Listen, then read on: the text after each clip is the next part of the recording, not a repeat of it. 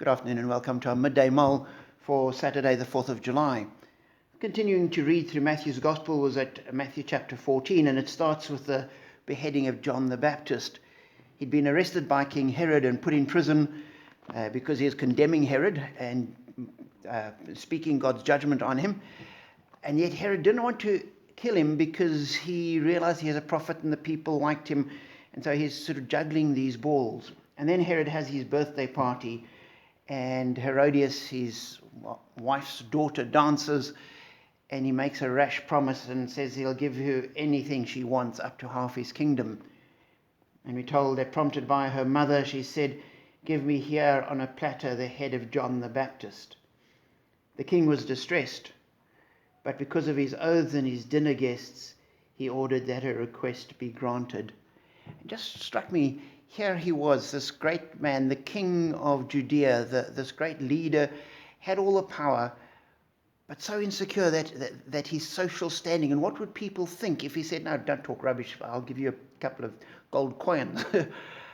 Because of his dinner guests, because of his perceived social position, he grants her this wrong request.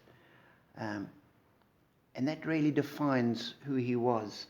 And then Matthew continues with the story of the feeding of the 5,000, where they're up on the hillside and the disciples come to Jesus and say, "Oh, we should send the crowds away because it's late and they need to go to the villages and buy something." And he says, "They don't need to go away. You give them something to eat." And they say, "We've got nothing. There's too many of them."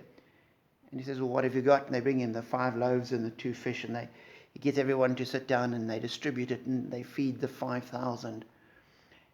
And it just struck me this difference between the king, who's so concerned about opinion that he gets it completely wrong, and these relative nobodies, these fishermen from Galilee that are sort of would account for nothing in society, listening to God, get it right, make a huge difference in the lives of so many people.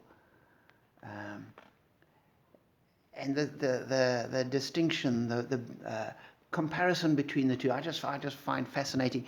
And the challenge for us, I suppose, is we're still subject to public opinion, and we still want to keep looking good in the eyes of society, and all those pressures are still there.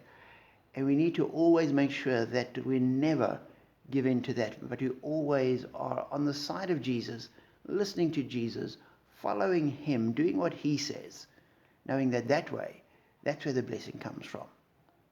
So listen for God and walk with God. Ignore what the people think. We need to do the right thing. Be blessed.